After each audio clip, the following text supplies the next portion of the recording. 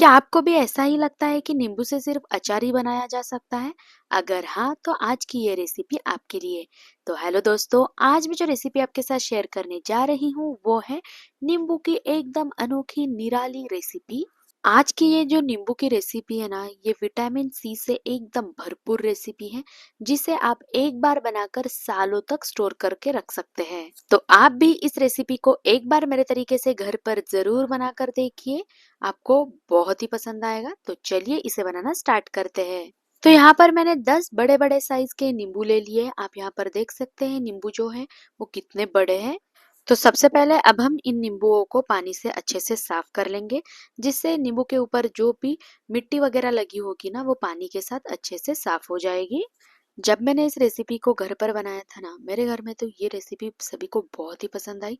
हर बार हम नींबू से अचार ही बनाते रहते हैं, पर इस बार अब हम नींबू से कुछ अनोखा ट्राई करेंगे जो खाने में बहुत ही टेस्टी होगा। तो यहाँ पर अब आप देख सकते हैं बस कुछ ही मिनटों में जो नींबू है वो बहुत ही बढ़िया तरीके से साफ हो चुके हैं। तो चलिए अब हम इन नींबुओं को पानी में से निकाल लेते हैं। पानी से निकाले हुए इन सारे गीले नींबुओं को अब हम इस तरीके से एक कॉटन के कपड़े के ऊपर रख देंगे। तो ये देखिए यहाँ पर मैंने सारे नींबुओं को पानी से निकालकर इस तरीके से कपड़े में रख दिया है। तो यहाँ पर हमें इस नींबुओं को कुछ इस तरीके से पोंछ लेना है। ध्यान रखिए आपको यहाँ पर नींबुओं के ऊपर थोड़ा सा भी पानी नहीं रखना है, नहीं तो जो हम रेसिपी बनाएंगे ना वो सालों तक बिल्कुल भी स्टोर नहीं कर पाएंगे, वो जल्दी ही खराब हो जाएगी। तो यहाँ पर आपको इसीलिए इस बात का ध्यान रखना है कि नींबू के ऊपर हल्का सा भी गीलापन नहीं होना चाहिए। अब आप यहाँ पर देख सकते हैं मैंने सारे नींबुओं को पानी से अच्छे से वॉश करके उन्हें अच्छे से ड्राई करके यहाँ पर प्लेट में रख दिया है। इसके बाद अब हम सबसे पहले नींबुओं को थिन स्लाइस में कट कर लेंगे। यहाँ पर जो नींबू के स्लाइस है ना, उन्हें बिल्कुल भी मोटा नहीं रखना है। जितना थिन आप इन्हें स्लाइस में कट कर सकते हैं उतना थिन आपको यहाँ पर इन्हें कट कर लेना है। तो यहाँ पर मैं आपको एक स्लाइस दिखा देती हूँ, जिससे आपको पता चलेगा कि हमें नींबू को कैसे कट करना है। तो यहाँ पर आप देख सकते हैं ठीक इसी तरीके से स्लाइस में हमें नींबू को कट कर लेना है। तो चलिए बाकी के नींबू को भी कट कर लेते हैं। अब थोड़ी देर बाद आप यहाँ पर देख सकते हैं मैंने सारे नींबुओं को इस तरीके से स्लाइस में कट कर लिया है। इन्हें स्लाइस में कट करने के बाद अब हम सबसे पहले इसके जो बीज है ना, इन्हें निकाल लेंगे। अगर बीज को ऐसे ही रखकर आप ये रेसिपी बनाएंगे ना, तो इस रेसिपी में बहुत ज्यादा कड़वापन आएगा। इसीलिए आपको सारे स्लाइस में से जो नींबू के बीज है ना, उन्हें निकाल लेना है। बीजों को निकालने के बाद यहाँ पर मैंने एक कुकर का जो डिब्बा होता है उसे ले लिया है। इस डिब्बे में अब हमने जो नींबू के स्लाइस बनाकर तैयार किए थे उन स्लाइस को अब हम इसमें ट्रांसफर कर लेंगे। तो ये देखिए यहाँ पर आप देख सकते हैं मैंने सारे नींबू के स्लाइस को इस तरीके से कुकर के डिब्बे में ट्रांसफर कर लिया है। तो अब हम इसे एक ढक्कन से ढक देंगे, जिससे पकते समय इसके अंदर पानी नहीं जाएगा। इसके बाद मैंने यहाँ पर एक बड़ा सा प्रेशर कुकर ले लिया है। इसी में अब हम जो कुकर की थाली होती है उसे रख कर इसी में 1 गिलास इतना पानी ऐड कर लेंगे। पानी ऐड करने के बाद हमने जो नींबू के स्लाइस भरकर जो डिब्बा रखा था ना, उस डिब्बे को अब हम कुकर में ऐड कर लेंगे। अगर आप इसे ऐसे ही पकाएंगे तो डिब्बे के अंदर बहुत सारा पानी जाएगा, इसीलिए हमें यहाँ पर इसके ऊपर एक थाली ढकनी है और फिर अब हम कुकर का जो ढक्कन है उसे ढक कर गैस को मीडियम टू हाई फ्लेम पर रखते हुए कुकर की 4 सीटियां आने तक इसे पकने देंगे।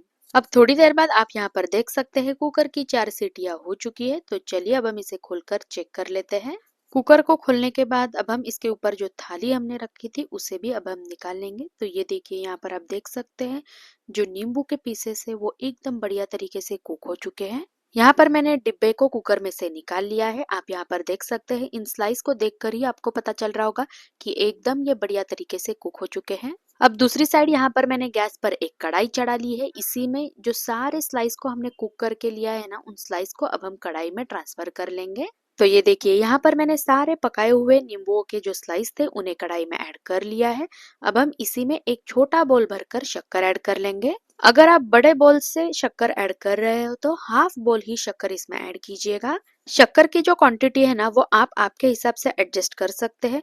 वैसे नींबू में बहुत ज्यादा खट्टापन होता है, इसीलिए आपको शक्कर की क्वांटिटी बिल्कुल भी कम नहीं करनी है, नहीं तो खाते समय नींबू का जो खट्टापन है ना वो आपको ज्यादा ही लगेगा। हमने जो शक्कर इसमें ऐड की थी वो मैंने सारे नींबुओं के स्लाइस के साथ अच्छे से मिला लिया है। तो अब हम गैस को मीडियम फ्लेम पर रखते हुए जब तक शक्कर पूरी तरीके से मेल्ट नहीं हो जाता तब तक हमें इसी तरीके से इन्हें पकाना है। बस कुछ ही मिनटों के बाद आप यहाँ पर देख सकते हैं जो शक्कर है वो पूरी तरीके से मेल्ट हो चुकी है और जो नींबू के स्लाइस है वो शक्कर के साथ अच्छे से कुक हो रहे हैं। तो यहाँ पर आपको इन्हें इसी तरीके से पकाना है। सिर्फ आपको यहाँ पर गैस को मीडियम टू लो फ्लेम पर करके ही इन्हें पकाना है, नहीं तो जो शक्कर है ना वो जल्दी से कैरमलाइज्ड हो जाएगी और जो नींबुओं का कलर है वो पूरी तरीके से बदल जाएगा। इसके बाद अब हम इसमें कुछ मसाले ऐड कर लेते हैं जिससे ये जो रेसिपी है ना वो खाने में बहुत ही चटपटी लगेगी। तो यहाँ पर मैंने सबसे पहले 1/4 टीस्पून इतना अजवाइन ले लिया है। तो अब हम इस अजवाइन को इसमें ऐड कर लेंगे जिससे ये जो नींबू की रेसिपी है ना वो खाने में बहुत ही टेस्टी लगेगी। इसी के साथ 1/4 टीस्पून इतना दालचीनी पाउडर ऐड करने से इसमें बहुत ही बढ़िया खुशबू आएगी। हाफ टी स्पून इतना सेंधा नमक और हाफ टी स्पून इतना जो सफेद वाला नमक होता है ना उसे अब हम इसमें ऐड कर लेंगे। तो यहाँ पर मैंने सारे इंग्रेडिएंट्स को इसमें ऐड कर लिया है। तो अब हम इसे एक बार अच्छे से मिला लेंगे जिससे हमने जो इंग्रेडिएंट इसमें ऐड किए हैं ना वो सारे नींबुओं के स्लाइस के साथ अच्छे से मिक्स हो जाएगा। इसे अच्छे से मिलाने के बाद अब हम गैस को लो टू मीडियम फ्लेम पर रखते हुए इसे पकने देंगे।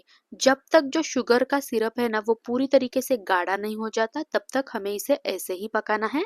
तो यहाँ पर मुझे इसे पकाते हुए 6 से 7 मिनट हो चुके हैं और आप यहाँ पर देख सकते हैं जो शक्कर का कलर है वो भी हल्का सा चेंज होना स्टार्ट हो चुका है।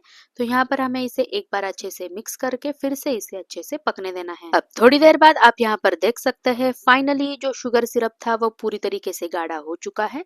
तो चलिए अब हम इसे एक बार अच्छे से मिला लेते हैं। अब दूसरी साइड यहाँ पर मैंने एक बड़ी सी थाली ले ली है। इसी में अब हम 1 से 2 टीस्पून इतना तेल ऐड कर लेंगे और तेल को थाली में अच्छे से फैला लेंगे जिससे जब हम इसमें नींबू का मिक्सचर ऐड करेंगे ना वो बिल्कुल भी थाली से चिपकेगा नहीं। तो ये देखिए यहाँ पर मैंने सारे तेल को थाली में अच्छे से फैला लिया है। तो अब हम इसी में हमने जो शुगर सिरप में नींबू के स्लाइस को पका कर रखा है ना उन सारे नींबू के स्लाइस को अब हम इस थाली में ऐड कर लेंगे। तो ये देखिए यहाँ पर मैंने सारे नींबू के स्लाइस को थाली में ऐड कर लिया है। तो यहाँ पर अब हम इन्हें अच्छे से फैला लेंगे जिससे ये जल्दी से सूख जाएंगे। तो यहाँ पर इन्हें थाली में ऐड करने के बाद हमें क्या करना है, इन्हें 3 से 4 दिन के लिए धूप में रखना है जिससे ये जो नींबू के स्लाइस है ना वो एकदम बढ़िया तरीके से सूख जाएंगे। इन्हें धूप में रखने से पहले अब हम इसके ऊपर थोड़ा सा रेड चिली पाउडर स्प्रिंकल कर लेते हैं जिससे ये जो नींबू के स्लाइस है ना वो खाने में और भी चटपटे लगेंगे। अगर आप चाहे तो इसके ऊपर थोड़ा सा चाट मसाला भी स्प्रिंकल कर सकते हैं। तो ये देखिए यहाँ पर हमारे एकदम चटपटे जो नींबू के स्लाइस है ना वो सूखने के लिए तैयार हो चुके हैं। तो चलिए अब हम इसे धूप में 2 से 3 दिन के लिए अच्छे से सुखा लेते हैं।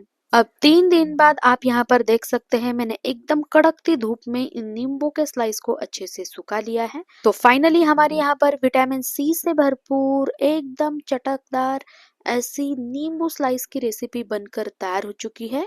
आप इन नींबू स्लाइसेस को आराम से 1 साल के लिए स्टोर करके रख सकते हैं। ये बिल्कुल भी खराब नहीं होते हैं। अगर आप इन्हें इस तरीके से एक ग्लास जार में रखेंगे ना तो ये 1 साल के लिए एकदम आराम से स्टोर होते हैं।